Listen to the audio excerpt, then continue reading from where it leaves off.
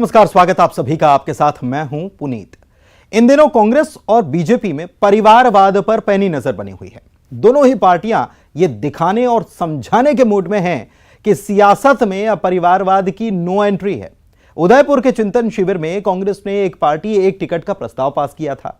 भोपाल दौरे पर आए बीजेपी अध्यक्ष जेपी नड्डा ने भी सख्त लहजे में कह दिया था कि बीजेपी नेता पुत्रों को टिकट देने के बजाय कार्यकर्ताओं को टिकट पार्टी देगी। उन्होंने कहा था कि ठीक है, वे कार्यकर्ता बनकर पार्टी का काम करते रहें, लेकिन हम जो मूल कार्यकर्ता है उसको टिकट देंगे।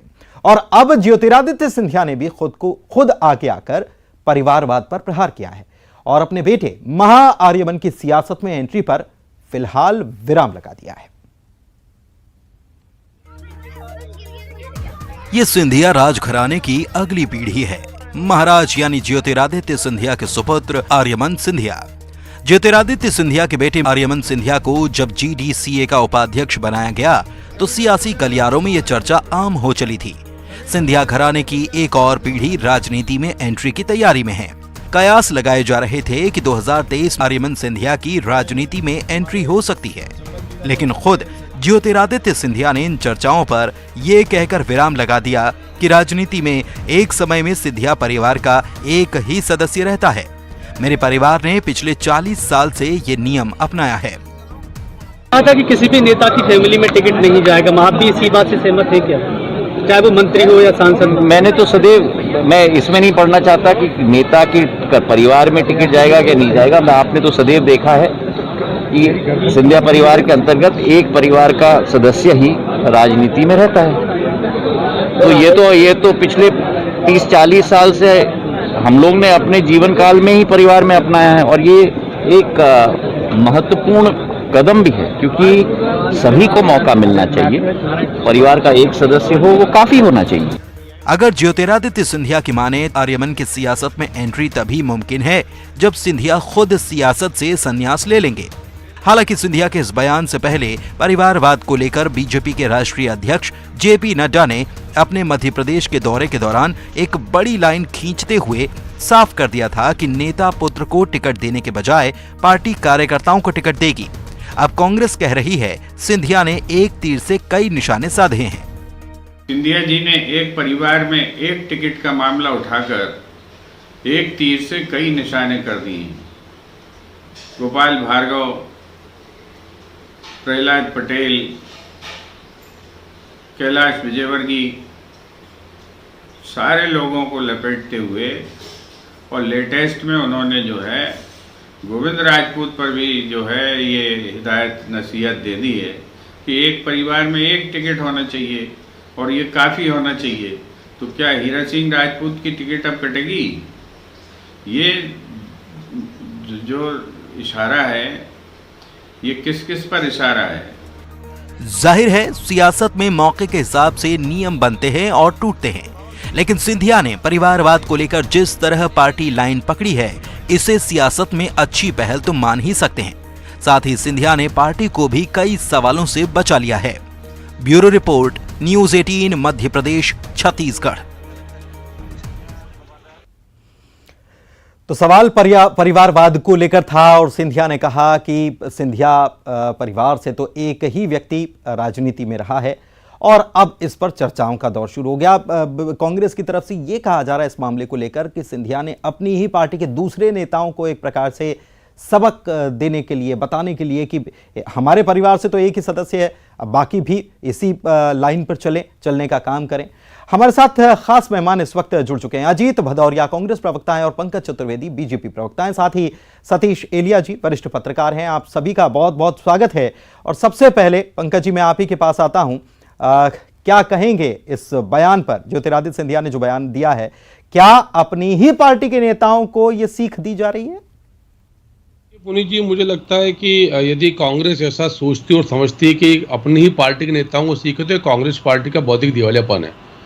अभी कांग्रेस पार्टी के एक विद्वान व्यक्ति जो आजकल कांग्रेस में जिनका डिमोट करके उनको रिसर्च का प्रभारी बनाया है, वो आपकी स्क्रीन पर कह रहे थे कि क्या हीरा सिंह राजपूत जी का टिकट पार्टी वापस लेगी? क्या बुद्धि पर पत्थर पड़ गए हैं भाई साहब? हीरा सिंह राजपूत जी पंचायती राज की प्रक्रिया में जब पार्टी कोई मैंडेट सिंबल नहीं देती और वो कह रहे हैं कि हीरा सिंह राजपूत जी का क्या टिकट कटेगा, तो टिकट मिला ही नहीं तो कटने और मिलने का सवाल क्या है। तो ये कांग्रेस थोड़ा बुद्धि विवेक से काम ले।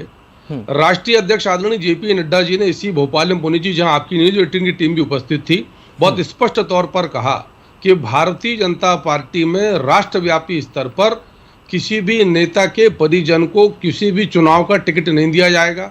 जब आपके संवाददाता मित्रों ने पूछा तो उन्होंने कहा कि ये नियम नगरीय निकाय पर भी लागू होगा।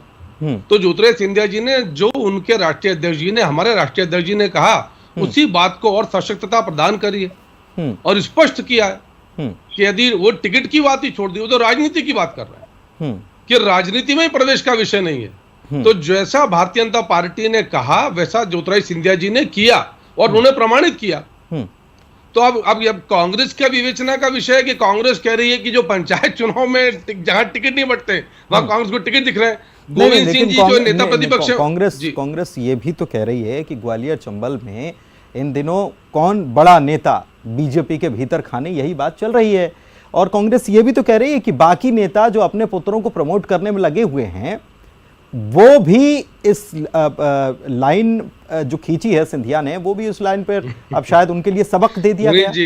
पुनीत जी राष्ट्रीय अध्यक्ष जी ने जब इस पर, मेरे सर मत गिनाइए, मुझे भी नाम पता है। हाँ। मैं तो आपको उत्तर दे रहा हूं। हाँ। कि जब सम्मानीय राष्ट्रीय अध्यक्ष जगत प्रकाश नड्डा जी ने स्पष्ट तौर पर एक नियम नीति उल्लेखित कर दी, सार्वजनिक रूप से उल्लेखित कर दी कि ये नीति है, तो उस नीति में सिंधिया जी का या किसी और नेता के कथन की जो प्राथमिकता है वो समाप्त हो जाती है। सिंधिया जी वही कहेंगे ना जो राष्ट्रीय अध्यक्ष ने कहा, और वही कह रहे हैं सिंधिया जी। तो जब राष्ट्रीय अध्यक्ष तय कर चुके हैं, स्पष्ट तौर पर नीति निर्देशक तत्व निर्धारित कर चुके हैं, बता चुके हैं कि पॉलिसी है, फॉलो करना पड़ेगा, योग्य लोग हैं, संगठन में काम करेंगे, पर टिकट, उन्होंने क्या कहा था नड्डा साहब ने कि हम कार्यकर्ता को इनकरेज करेंगे। हाँ। और नेताओं के परिवार से कोई टिकट लेता उसको डिस्करेज करेंगे। तो जब और हाँ, पार्टी का झंडा उठाइए, काम करते रहिए, कोई दिक्कत नहीं, ये भी बोला था उन्होंने। तो अब मैं यही आग्रह कर रहा हूं सर कि जब राष्ट्रीय अध्यक्ष जी ने स्पष्ट कर दिया तो फिर सिंधिया जी किसी और को कह रहे हैं, इसके लिए कह रहे हैं, बाकियों के लिए कह रहे हैं। नहीं, सिंधिया जी तो अपने परिवार के लिए कह रहे हैं। नहीं, और नहीं उन्होंने अपने परिवार के लिए नहीं, कांग्रेस कह रही है कि उन्होंने बाकियों को संकेत दिया, आवश्यकता ही नहीं है। राष्ट्रीय अध्यक्ष का स्पष्ट निर्देश है, फिर किसी संकेत की, चिन्ह की, प्रतीक की, संदेश की आवश्यकता समाप्त हो जाती है।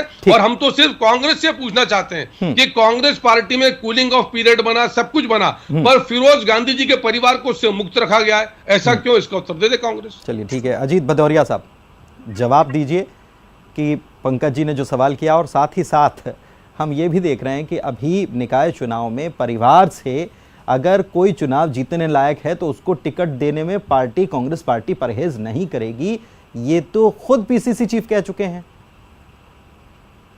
देखिए, बिल्कुल निश्चित रूप से कांग्रेस में कभी कांग्रेस कभी भी दोहराव नहीं करती, चरित्र की बात नहीं। जो योग अगर किया जाएगा जनता के द्वारा तो वो निश्चित रूप से जिस सदन जाएगा उस सदन में वो निर्वाचित होकर पहुंचेगा, चाहे वो किसी का भी पुत्र हो।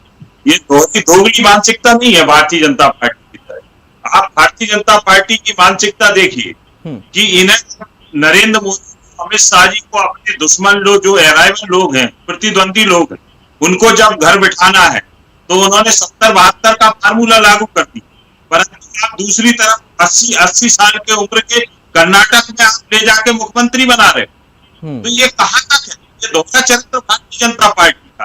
और अजीत 2 मिनट आपको रोकना चाहूंगा क्योंकि आपकी आवाज जो है वो बीच में कुछ प्रॉब्लम आ रहा है उसमें, तो हम कोशिश करेंगे कि टेक्निकल जो प्रॉब्लम कांग्रेस की आवाज ही पिटी हुई है साहब, क्या करोगे? टेक्निकल प्रॉब्लम है कांग्रेस, पंकज जी टेक्निकल प्रॉब्लम है, टेक्निकल प्रॉब्लम मान लीजिए। सतीश सर मैं आपके पास आता हूं, क्या ग्वालियर चंबल में जो सियासत बीजेपी के भीतर ही एक अलग प्रकार की, खैर ये बात है कि कांग्रेस और बीजेपी के बीच में तो है ही, लेकिन अंदर ही अंदर जो सियासत है, क्या इस बयान के मायने निकाले जा सकते हैं?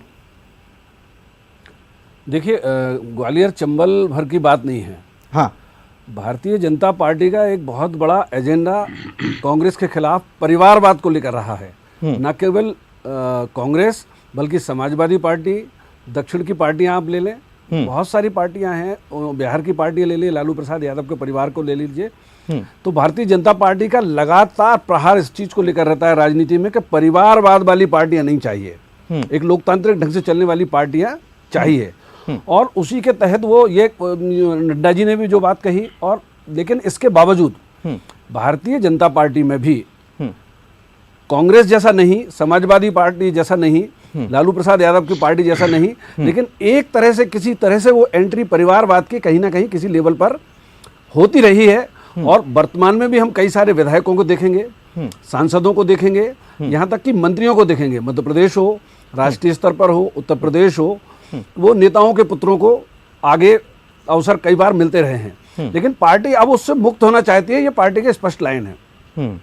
जहां तक सिंधिया जी की बात है, तो ये सिंधिया जी के पुत्र को लेकर पहले भी खबरें इस तरह की चलती रही हैं, और अब नड्डा जी के बयान के बाद जब सिंधिया जी ने ये कहा, तो मुझे ऐसा लगता है ये मध्य प्रदेश के जो बाकी के जो नेता हैं और भी जो प्रदेश स्तर के या राष्ट्रीय स्तर के जो नेता हैं, मंत्री हैं, वो भी अपने पुत्रों को लगातार आगे बढ़ा रहा है। हम और आप सब जानते हैं, वो एक तरह से सिंधिया जी ने अपनी पार्टी के भीतर ही एक बड़ी लाइन खींच दी है कि मेरे परिवार से तो एक ही व्यक्ति रहता आया है। हालांकि ये बात भी सही है, जैसे राजमाता सिंधिया के वो वारिस के तौर पर भाजपा में हैं, कांग्रेस के नेता माधवराव सिंधिया के पुत्र के तौर पर नहीं है, कांग्रेस में वो अपने पिता के पुत्र के तौर पर थे।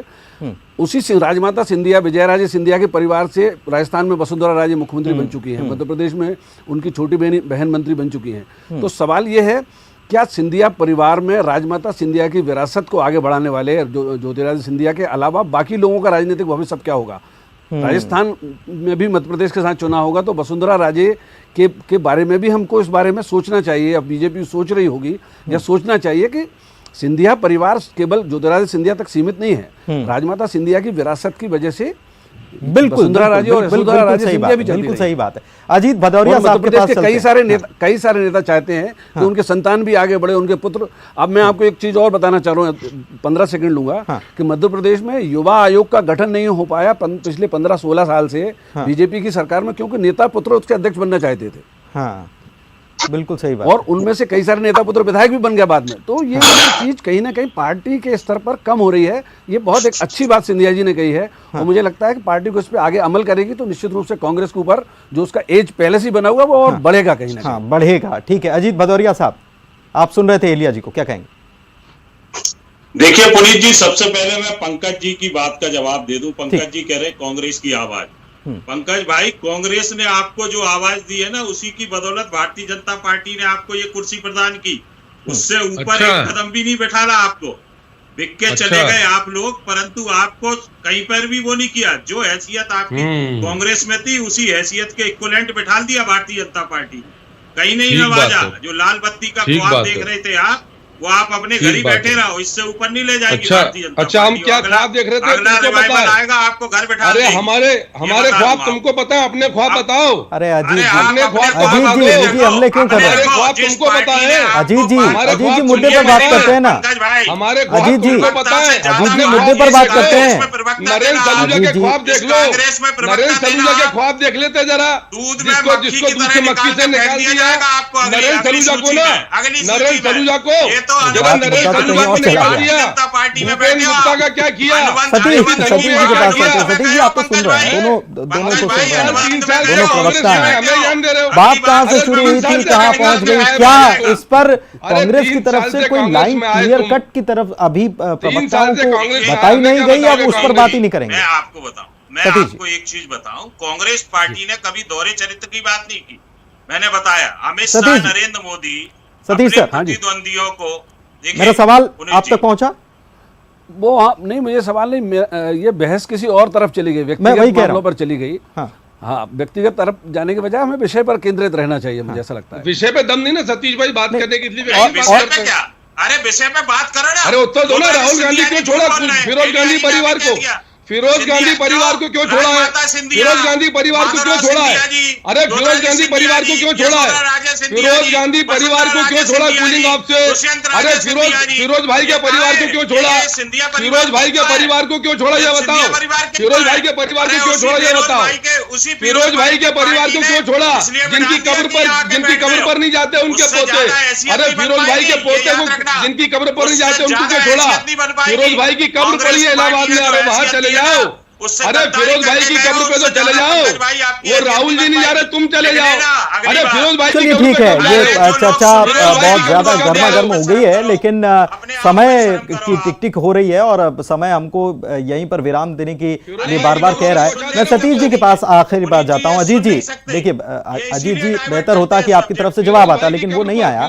सतीश सर, मैं आपके पास आता हूं। क्या आप मानते हैं कि अभी उदयपुर में जो चिंतन मंथन जो हुआ पार्टी के भीतर, परिवारवाद को लेकर बड़ी सारी बातें हुई, अभी भी कांग्रेस इस मामले पर प्रवक्ता या बाकी कांग्रेस के नेता क्या क्लियर है, क्लियर लाइन जो है उस पर नहीं है, उनको नहीं मालूम है कि क्या कहना है? मुझे ये लगता है कि कांग्रेस परिवारवाद का कांग्रेस के ऊपर जो ठप्पा लगा है या उसके ऊपर जो आरोप है वो बेबुनियाद तो नहीं ही है। लगातार हम देख रहे हैं पिछले 25-30 साल से कांग्रेस में एक ही परिवार का अध्यक्ष पद पर, थोड़ा सा समय आप छोड़ दें तो सोनिया गांधी अध्यक्ष बनी रही, फिर राहुल गांधी अध्यक्ष बन गए, फिर वापस सोनिया गांधी बन गई, और राहुल गांधी किसी पद पर नहीं होते हुए भी पार्टी में एक अध्यक्ष की भूमिका जैसी मुद्रा में लेकर वो आज भी उन्होंने उस तरह की बैठक की है। जब तक इस चीज से कांग्रेस मुक्त नहीं होगी तो कांग्रेस के लिए लगातार समस्याएं बनी रहेंगी। कांग्रेस को इससे मुक्त होना ही पड़ेगा। जो चिंतन में जो बात सामने आई थी उदयपुर में, उस पर अमल होना चाहिए, कांग्रेस की बेहतरी के लिए जरूरी है। लेकिन दिलचस्प बात यह है कि छत्तीसगढ़ में एक मंथन किया गया और उसमें एक मत से सभी पार्टी के नेता, 250 के आसपास पार्टी के नेता जुटे हुए थे, और कांग्रेस ने एक मत से राहुल गांधी को अध्यक्ष बनाया जाए, इसका प्रस्ताव ध्वनि मत से पारित कर दिया। चलिए, बहुत शुक्रिया आप तीनों मेहमानों का हमारे साथ चर्चा में शामिल होने के लिए, और इसी के साथ आज की चर्चा में इतना ही। मुझे दीजिए इजाजत। नमस्कार।